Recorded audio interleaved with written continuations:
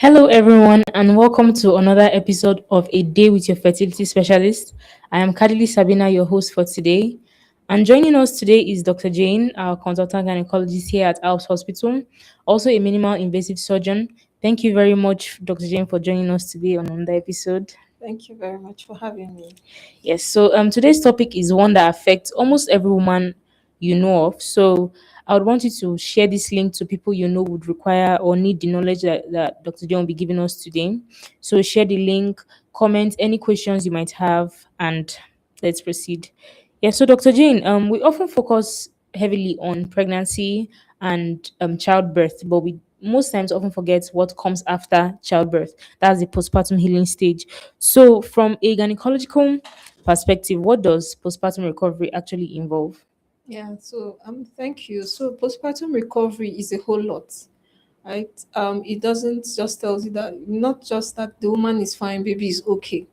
It involves, throughout the pregnancy journey, the woman's hormones are upset, the pressure of the growing uterus, the bowels, that's her intestines, the bladder function.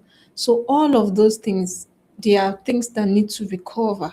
So postpartum recovery is not just the episiotomy site has healed, or for those that had the cesarean section, the wound has healed. Because cesarean section is also a major surgery, so she will need to heal from pain, from the internal healing, from the muscles have to heal and all of that.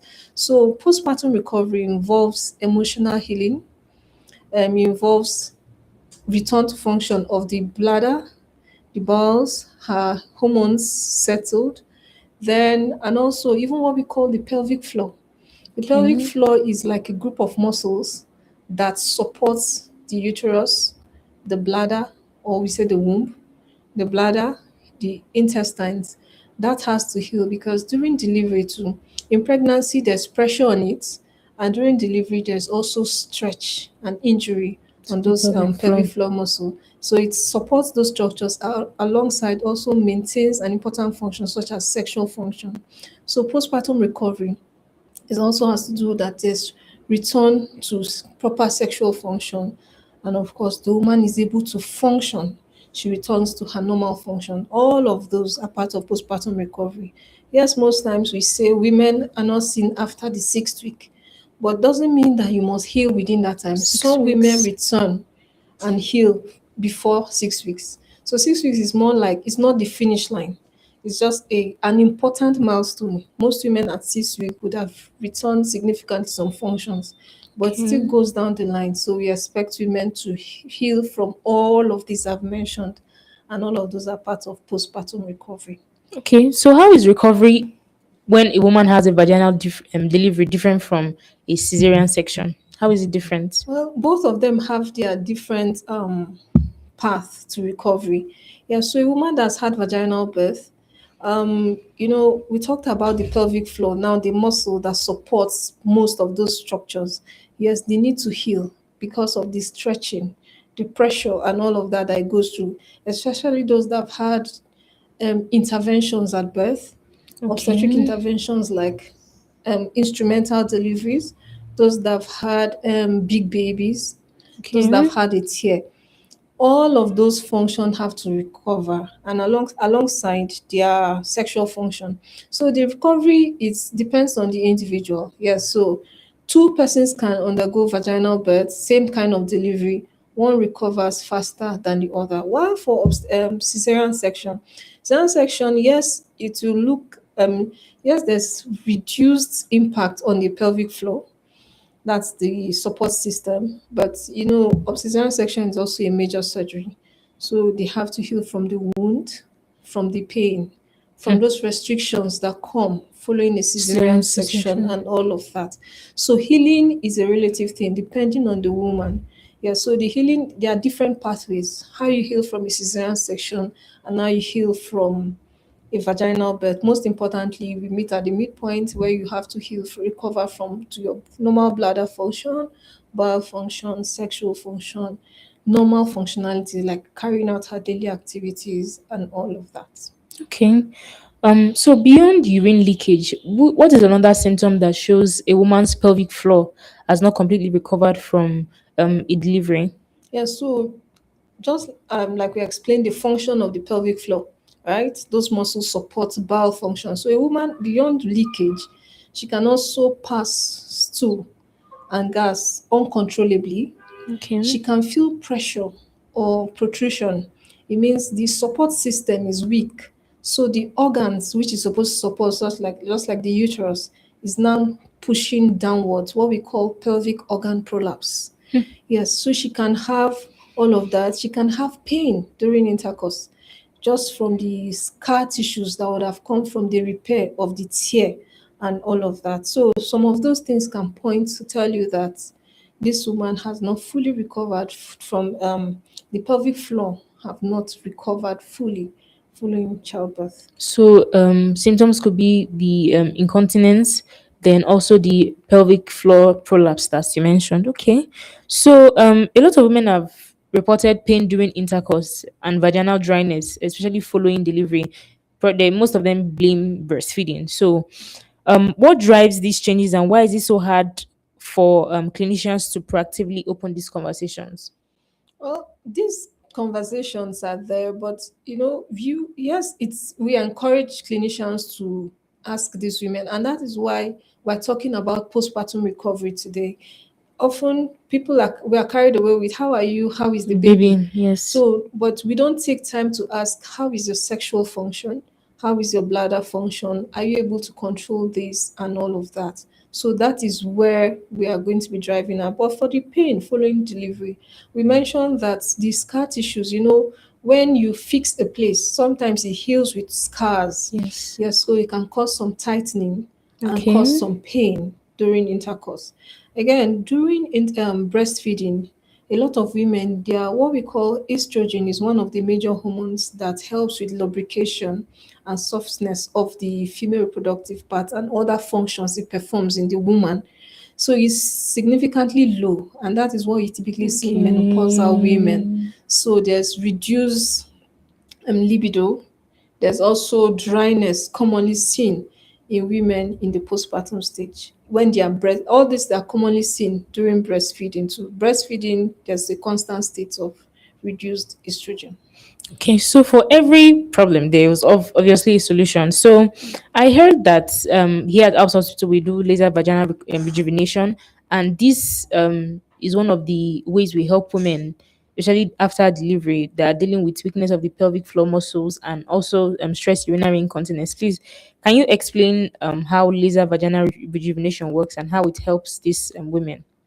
Okay, so alongside all of those, yes, to help repair the pelvic floor, we have other conservative things we do alongside laser. Yes, weight loss, pelvic floor muscle Exercise. exercises, what is commonly called Kegel's exercise. It's not Okay. just doing, but to know the right muscles to contract.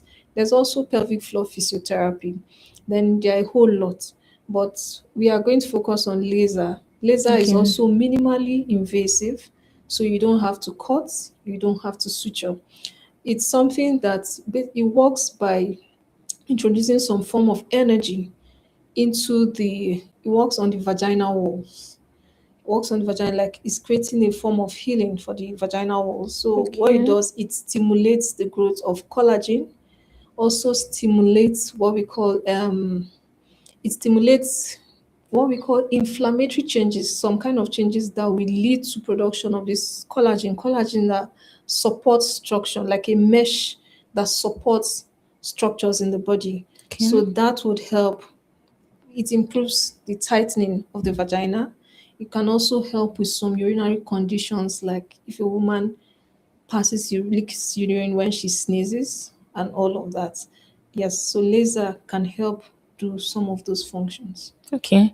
And I'm also aware that it's not just women that have given birth that need this assistance with laser vaginal rejuvenation. So, how exactly does it benefit postmenopausal women? Because you already mentioned that the reduction in estrogen is what causes this dryness and reduction in sexual functions in women, and is also commonly seen in menopausal women as seen in women that just give birth. So, how exactly does it help laser vaginal rejuvenation? How exactly does it help women that postmenopausal? Yes, it helps postpartum. Just like it's when we say rejuvenate, it brings something back to life. So by the time you introduce this energy, it helps to release the collagen, which gives the softness of a premenopausal vagina. Okay. It gives it, so it improves their sexual function, and also basically that is what does for the postmenopausal women. Secondly, I mentioned urinary leakage. Older women, it can also help improve. When you give that laser energy, it helps to fix the pelvic floor muscle. Remember that we had mentioned that bowel function can be affected if the Yes. floor is not. So all of those. So now for women that are also having urine leakage, like stress urinary incontinence, which leakage of urine after sneezing, coughing, and all of that, when this floor is fixed, the natural mechanism and what this floor does is when you sneeze, the pressure of those, the opening pressure of the bladder and all of those increases. But naturally, the response that floor gives, those group of muscles, is to tighten up so you don't leak urine. Okay.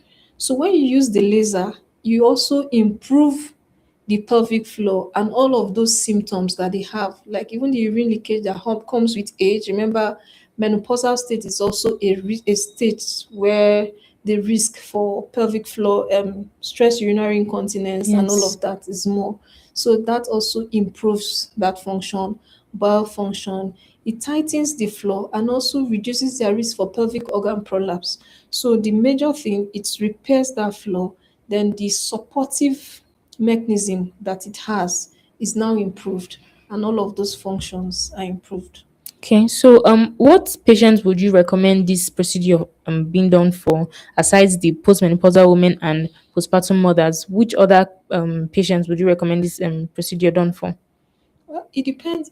This is selective. You have to individualize your patient. Yes. So a woman comes in, she gives you her complaints, her concerns.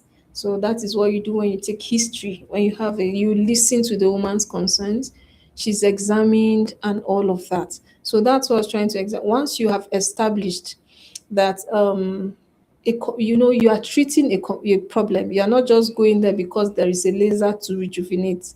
So a woman has urine leakage from stress, cough, um, constipation, and all of that. You can also use a laser, even if she's not in the postpartum stage or she's not postmenopausal. Okay. So, So, so it's patient selection. Whatever symptom she tells you, you make a diagnosis. You can now offer appropriate treatment per patient. okay. So,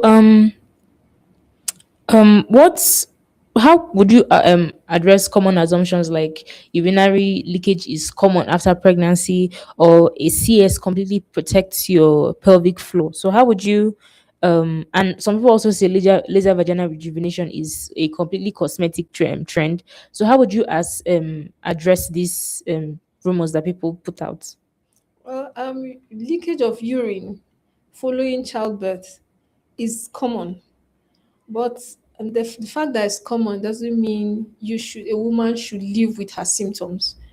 And we had established that two women can have the same kind of birth. You can have urine leakage, but not significant enough to plan your life around your bladder. Another woman will have significant enough to affect her quality of life. So no one should sit behind and see that as a rite of passage or, in quotes, a price of motherhood. You can speak with your clinicians, your gynecologist, and be treated properly.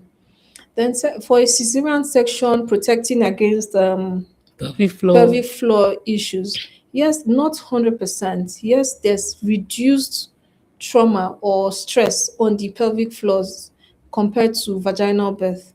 But the pregnancy on its own gives a lot of pressure to that support mechanism, which can also lead to some weakness. So it doesn't take it out entirely, but the effect on it is less compared to what you have vaginal birth. But that should not be a reason a woman should Okay. advocate for a cesarean section Okay. compared to vaginal Vaginal birth. delivery.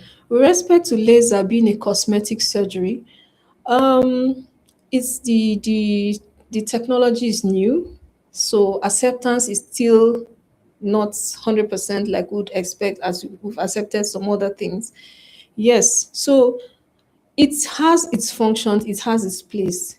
Yes, the fact that it doesn't have to do with the cuts, the blood, and all of that, it's not, it helps women who have this problem sincerely.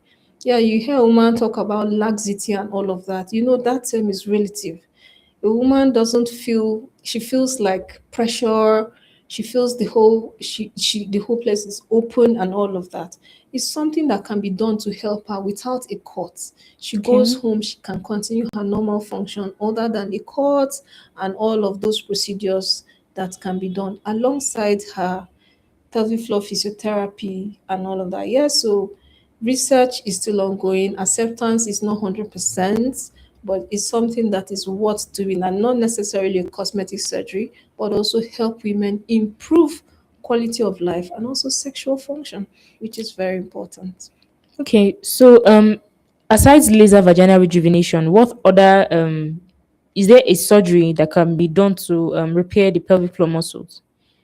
So you don't go to repair the pelvic floor muscle per se, you go to repair a problem. So Okay. you had a conversation with a woman, she's having incontinence of feces, for instance. Incontinence means she cannot control passage of stools anymore, or urinary incontinence, or stress, or feeling a bulge. All of those things have their management.